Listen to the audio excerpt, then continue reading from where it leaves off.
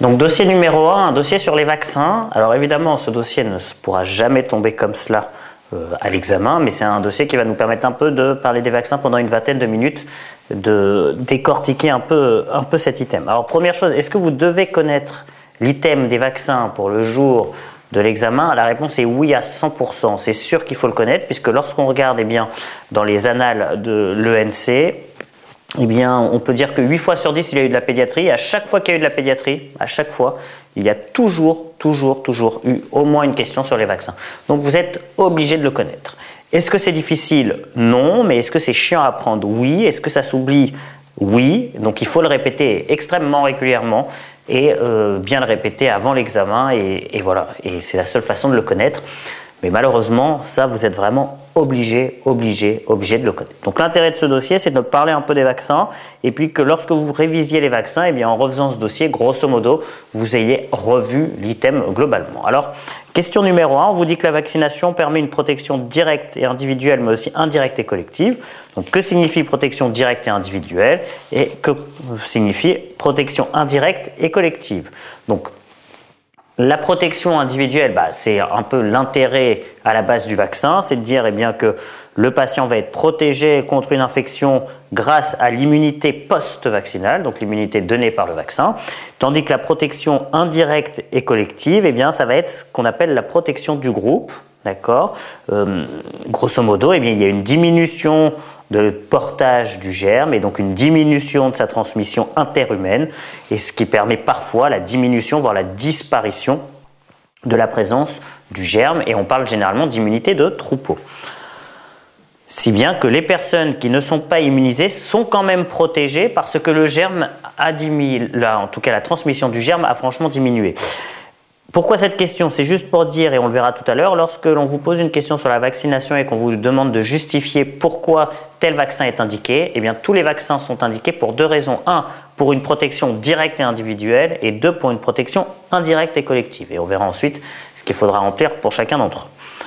Deuxième sous-question, qu'appelle-t-on réponse immunitaire primaire et qu'appelle-t-on réponse immunitaire secondaire? Alors ça, c'est de l'immunologie, même si c'est un peu simplifié, mais le principe global des vaccins, c'est ça, c'est que la réponse primaire, c'est la réponse qui suit le premier contact avec l'antigène. Il y a une première réponse immunitaire et donc il y a une ascension d'anticorps, mais cette ascension, elle est assez lente, elle met un petit peu de temps et ce sont des IgM et on le sait, ces IgM, ils vont diminuer ensuite rapidement. Parallèlement à ça, la réponse secondaire, c'est la réponse qui est induite par un contact ultérieur à l'antigène. Et dans ce cas-là, il y a une ascension cette fois-ci très rapide d'anticorps spécifiques qui vont être des IgG. Et cette réponse, elle va être rapide, précoce, importante. Et donc, c'est une réponse qui est durable. C'est le principe des vaccins. On dit que l'on provoque une réponse primaire la première fois où on vaccine le patient. Et donc, il y a une ascension lente d'IgM. Et une fois que le patient a été vacciné, il y a une réponse immunitaire secondaire à chaque contact avec l'antigène et donc une réponse rapide qui permet que le patient ne développe pas les symptômes de la maladie. Alors, question numéro 2, on vous dit au sujet des vaccins vivants atténués, citez les principaux et quels sont leurs avantages. Alors, il faut quand même savoir comment sont créés les vaccins et il faut savoir grossièrement les principaux vaccins, de quoi ils sont constitués. Alors, voici un tableau qui résume un peu cela. Tout d'abord, il y a deux grands types de vaccins, les vaccins vivants et les vaccins inertes. Donc les vaccins vivants, on prend la bactérie, on prend le virus, on le rend non virulent, non dangereux pour l'organisme, et puis on l'injecte au patient. Les vaccins inertes, qu'est-ce que l'on va faire? C'est une partie de la bactérie ou une partie du virus, ou bien la totalité de la bactérie ou la totalité du virus, mais que l'on a tué, et donc il est inerte, il n'est plus vivant. D'abord, première différence entre les vaccins vivants et les vaccins inertes. Les vaccins vivants, ils vont ressembler à une infection par le germe. Lorsqu'on vous fait un vaccin vivant, c'est quasiment la même chose que lorsque vous êtes infecté par le germe, sauf que le germe n'est pas très fort, n'est pas très virulent et donc ne va pas entraîner franchement de maladie. Mais la réaction immunitaire est quasiment identique à une réaction immunitaire secondaire à une véritable infection. Tandis que dans les vaccins inertes, on passe par d'autres mécanismes dont nous discuterons. Alors, parmi les vaccins vivants, il y a les viraux et les bactériens. Il y en a plusieurs et ils vous sont donnés dans la correction de la question numéro 2. Mais si il fallait se souvenir de l'un dans chaque, un vaccin vivant viral, c'est le ROR, et un vaccin vivant bactérien, c'est le BCG. Voilà 2 vaccins vivants. Leurs caractéristiques, on l'a dit, eh bien c'est comme si on faisait une véritable infection, d'accord? Donc comme si l'on fait une véritable infection, eh bien ça fait une infection à minima. L'intérêt, c'est qu'il n'y a pas besoin de rappel. Parfois, on fait 1 voire 2 doses, mais pas besoin de rappel, puisque c'est comme une infection. On est ensuite immunisé à vie. Pour ce qui est des vaccins inertes, alors dans ce cas, plusieurs possibilités. Soit on prend la bactérie ou le virus et on la tue, et ensuite on la met complètement dans le vaccin. C'est les vaccins complets. Et dans ce cas-là, s'il faut se souvenir de 2, c'est la grippe et l'hépatite A. Les vaccins complets, ils sont très immunogènes. Ils permettent d'avoir une grosse réaction immunitaire et donc vraiment ils sont très efficaces. En contrepartie, ils ont souvent des effets secondaires un peu plus importants que les autres vaccins. Généralement, on a une petite réaction locale ou on a de la fièvre beaucoup plus fréquemment que pour d'autres vaccins. Et puis ensuite, si le vaccin n'est pas complet, dans ce cas-là, il est fractionné, c'est-à-dire qu'on ne va pas mettre l'ensemble de la bactérie ou l'ensemble du virus, mais on va mettre une partie de la bactérie ou une partie du virus. Et dans ce cas-là, s'il faut se souvenir d'un fractionné viral, c'est l'hépatite B. Et ensuite, pour ce qui est des bactériens, on a plusieurs possibilités. Soit on a les polyosidiques fractionnés, soit on a les anatoxines, soit on a les acellulaires. Alors, que signifient ces termes? Le polyosidique, on prend des antigènes de la capsule que l'on met dans le vaccin. On en prend un ou plusieurs. Et souvent, on a besoin de le conjuguer pour permettre que le vaccin soit plus immunogène, avec par exemple des particules d'aluminium. Les polyosidiques, c'est le pneumocoque, le méningocoque, la typhoïde et l'hémophilus.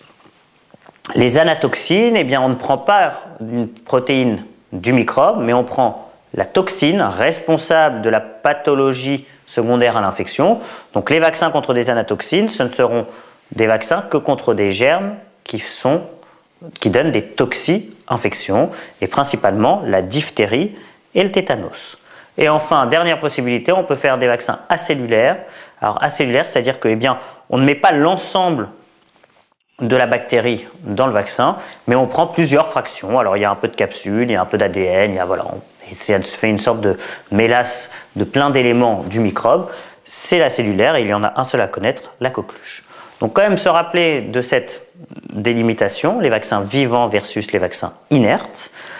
Parmi les vaccins inertes, on a les vaccins complets versus les vaccins fractionnés. Puis dans les vaccins fractionnés bactériens, on a les anatoxines, on a les polyosidiques conjugués et on a les acellulaires. Et puis ensuite, il faut quand même connaître un de chaque. Est-ce que vous devez savoir de quel type est chaque vaccin? Malheureusement, probablement que oui. Donc il faut probablement apprendre tout de même ce tableau comme ça, qui n'est pas si compliqué. Déjà bien avoir les différentes cases, et puis ensuite il faut quand même apprendre que le ROR est un vaccin vivant, que le BCG est un vaccin vivant, etc.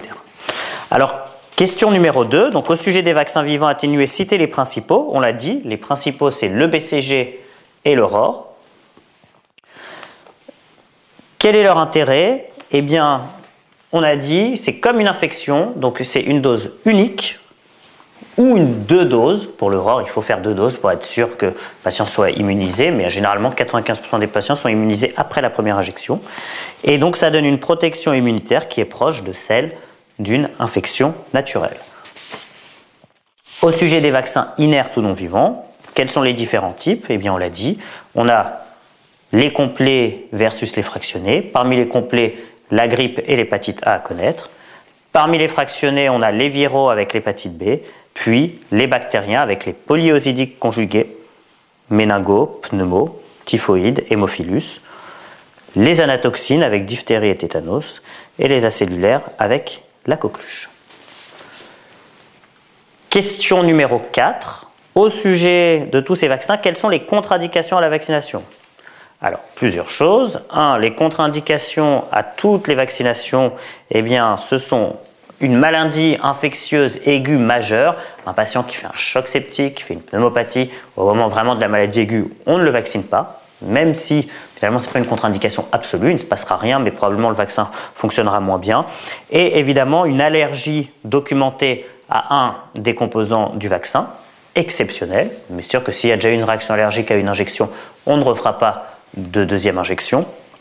Et puis troisième chose, un patient qui va avoir une insuffisance d'organes qui est en poussée, un patient qui est en poussée d'insuffisance cardiaque, un patient qui est en poussée d'insuffisance respiratoire, généralement on ne choisit pas ce moment-là pour faire l'injection vaccinale. Mais finalement, à part l'allergie, toutes les autres sont juste des contre-indications parce que probablement que le vaccin ne fonctionnera pas, donc finalement très peu de contre-indications absolues. Alors après, il y a quelques contre-indications qui sont plus spécifiques, il y en a deux. La première, c'est les contre-indications au vaccin vivant atténué. Eh bien, lorsque un patient va être immunodéprimé, les défenses immunitaires marchent moins bien et donc il y a parfois des contre-indications à la vaccination avec des vaccins vivants, en sachant que ce n'est pas toujours le cas et ça dépend du type d'immunodépression. C'est vrai qu'une femme enceinte, eh bien, généralement, on ne va pas lui faire le ROR et on ne va pas lui faire le BCG. Les patients qui ont certaines immunodépressions, on leur fera tout de même le BCG. Donc c'est vraiment une contre-indication relative. Et puis dernière chose, contre-indication à la réalisation des vaccins qui contiennent de l'œuf chez les patients qui ont une allergie à l'œuf. Et alors bien se rappeler que pour les vaccins qui sont allergiques à l'œuf, la grippe est contre-indiquée. La fièvre jaune, qui est un vaccin vivant viral, est contre-indiqué. Par contre, et il traîne partout dans les livres, mais c'est faux, le ROR n'est pas contre-indiqué. Donc, patient allergique à l'œuf, contre-indication à la réalisation de la grippe, contre-indication à la réalisation de la fièvre jaune, mais pas de contre-indication à la réalisation du ROR. En pratique, quelles sont les contre-indications de la vaccination? Quasiment aucune, sauf une allergie ou une maladie aiguë en poussée. Point. Donc vraiment, retenir qu'il existe quasiment aucune contre-indication. Quels sont les effets secondaires des vaccins? Eh bien alors, deux types d'effets secondaires, les réactions mineures et les réactions majeures. Parmi les réactions majeures, eh bien, il y a le choc anaphylactique, bon, réaction allergique à n'importe lequel des vaccins, exceptionnelle. Et deuxièmement, eh bien, parfois lié au BCG, on peut avoir des BCGites généralisés chez le patient immunodéprimé. Voilà, les deux seuls effets secondaires généraux, surtout souvenir du choc anaphylactique, qui est exceptionnel mais peut arriver. Et pour les effets secondaires mineurs, eh bien, ça va être de la fièvre ou une réaction locale. La fièvre, en cas de vaccin inerte, sera présente dans les 2-3 jours qui suivent la réalisation du vaccin. La fièvre, en cas de vaccin vivant atténué, aura lieu 7 à 10 jours après. Finalement, c'est comme dans une infection naturelle. Il y a d'abord une première période de comptage, donc de 7 à 10 jours, et ensuite apparition de la fièvre, à la différence donc des vaccins inertes où on introduit directement l'antigène, donc finalement la réaction a lieu beaucoup plus vite. Et la fièvre apparaît au bout de 2-3 jours. Et c'est tout. Alors après, on peut dire qu'après le ROR, il peut y avoir des parotidites, des éruptions cutanées exceptionnelles. Après le BCG, on peut avoir des petites BCGites locales. Mais là encore, ce sont des effets secondaires exceptionnels. En pratique, pas ou quasiment aucune contre-indication à la réalisation des vaccins et peu d'effets secondaires. Le choc anaphylactique, la fièvre au bout de 2-3 jours pour les inertes et au bout de 7 à 10 jours pour les vaccins vivants. Alors une fois qu'on a vu ça, eh bien on va pouvoir maintenant passer en revue un certain nombre de vaccins et essayer de, rappeler le calendrier vaccinal et puis deuxièmement, eh bien, discuter de pourquoi on vaccine contre ces microbes. Alors, première question, on vous demande au sujet du DTP, rappelez le calendrier de vaccination. Donc faut-il connaître les calendriers des vaccinations? La réponse est oui à 100%. Vous n'avez pas le droit de faire l'impasse le jour de l'examen. C'est tombé 8 fois sur 8 années sur les 10 dernières années. Faire une impasse sur ça, c'est vraiment perdre des points obligatoires. Donc il faut le connaître. Y a-t-il des techniques pour l'apprendre? Non, il faut l'apprendre régulièrement. Rappelez le calendrier vaccinal au sujet du DTP. Donc ça, c'est du court. Le niveau du DTP, donc les premières injections de vaccination, la primo-vaccination se fait à M2, M3, M4. Puis le rappel à 16-18 mois, 6 ans, 11-13 ans, 16-18 ans. Et à partir de 18 ans, tous les 10 ans avec une dose réduite. Pour rappel, un DTP, diphtérie, tétanos, poliomyélite. Quel est l'intérêt de la vaccination antidiphtérique? Alors, pour rappel, la diphtérie, une pathologie que vous êtes censé quand même connaître un peu. D'ailleurs, il y a une annale qui est tombée il y a à peu près 7 ou 8 ans dans lequel il y avait un dossier où on nous parlait de la diphtérie, donc il faut tout de même connaître cette pathologie. Elle est due à Corynebacterium diphtheriae, principalement. C'est une pathologie que vous voyez dans l'item angine, principalement dans les angines pseudomembraneuses, pour pouvoir faire la différence entre EBV et diphtérie. C'est une pathologie qui est dangereuse parce qu'elle peut se compliquer de myocardite, de pathologie neurologique et de croup, c'est-à-dire de spasmes laryngés. Et elle a une mortalité très importante, principalement par myocardite, puisque c'est une mortalité de l'ordre de 10%. Voilà en gros ce qu'il y a à connaître sur la diphtérie. Pourquoi on vaccine dessus? Eh bien, on l'a dit, pour justifier une vaccination, il faut parler à la fois de la justification à titre collectif, d'accord, pour l'immunité de troupeau, et de justification à titre individuel. Donc à titre collectif, l'intérêt c'est que c'est une maladie contagieuse et l'objectif est donc de faire disparaître la circulation de la bactérie. Voilà la justification à titre collectif. Et à titre individuel, parce que c'est une pathologie dans laquelle la mortalité est extrêmement élevée, de l'ordre de 10%, principalement par des myocardites ou par des groupes. Voilà pour la diphtérie.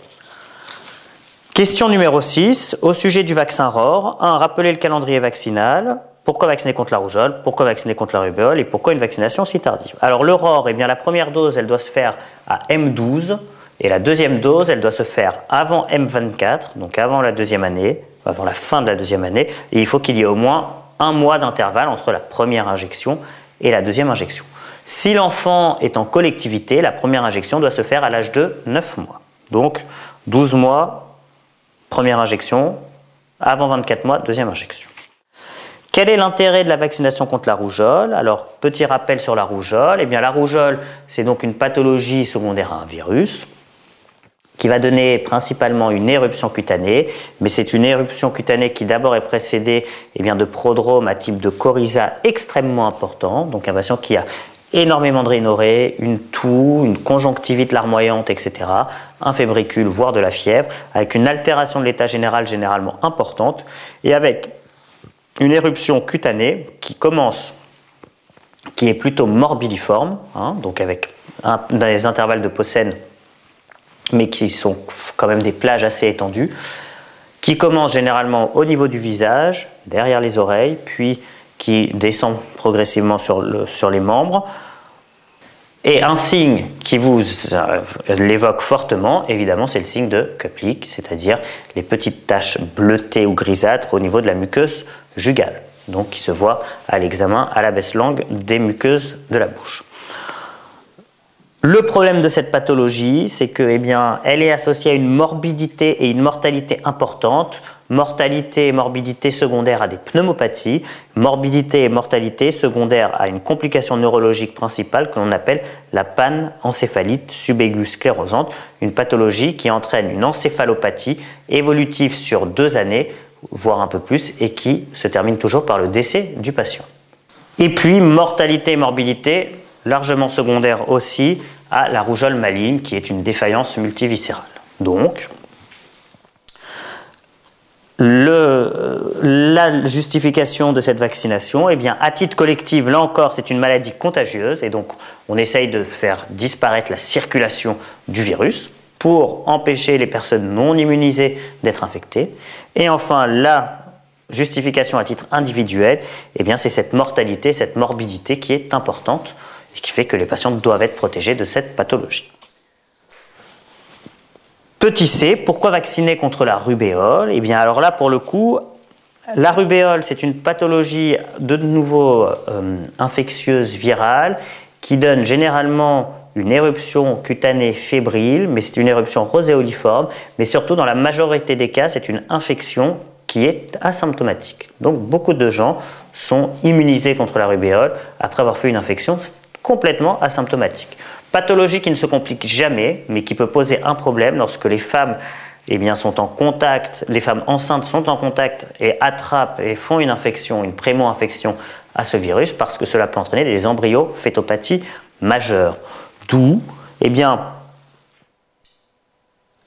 L'intérêt de cette maladie, l'intérêt de la vaccination et donc la justification de cette vaccination, principalement au niveau individuel, peu importe, parce que nous les hommes, eh bien, nous n'avons aucun intérêt à être protégés individuellement contre cette maladie, puisque même si on l'attrape, il ne se passera rien. Mais par contre, pour le coup, voilà une vaccination dont l'objectif est principalement collectif, puisque, eh bien, l'objectif est de faire disparaître la circulation du virus et donc d'empêcher les femmes qui sont non immunisées d'attraper ce virus au cours de la grossesse avec un risque d'embryo-fétopathie. Et puis, à titre individuel, le seul intérêt, eh bien, c'est la vaccination des femmes qui sont en âge de procréer afin d'éliminer ce risque d'embryo-fétopathie. Donc, voici l'exemple même d'une vaccination dont finalement l'intérêt individuel est maigre, mais par contre l'intérêt collectif est très important. Et encore une fois, les hommes ne sont vaccinés contre la rubéole que pour l'intérêt collectif, que pour l'immunité de troupeau. Donc bien séparer à chaque fois la justification individuelle et la justification collective des vaccins. Et puis alors, petite question bonus peu intéressante.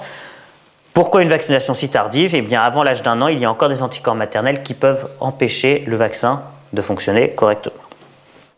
Alors, question numéro 7, eh bien, au sujet de l'hémophilus influenza B, rappelez le calendrier vaccinal, puis citez un exemple de pathologie devenue rarissime depuis la vaccination. La primo-vaccination, eh bien, c'est M2, M3, M4, puis on fait un rappel à M18. Deux pathologies ont quasiment disparu depuis que l'on vaccine contre l'hémophilus, la méningite, purulente à Haemophilus influenza de type B, et l'épiglottite, deux pathologies dont nous ne parlons quasiment plus parce que les patients ont été vaccinés. Question numéro 8, au sujet du Prévenard, rappelez le calendrier vaccinal, quel est l'intérêt de cette vaccination et pourquoi une vaccination si précoce? Donc, eh bien, la primo-vaccination, c'est M2 puis M4, et ensuite le rappel entre M12 et M15. Eh bien, l'intérêt du Prévenard, d'un point de vue individuel, ça a permis de diminuer les infections invasives à pneumocoque, que ce soit les méningites, que ce soit les pneumopathies, que ce soit les septicémies. Et puis, ça a permis aussi la diminution de l'incidence de pneumocoques de sensibilité diminuée à la pénicilline, puisque c'était eux qui étaient principalement les sérotypes couverts par le vaccin.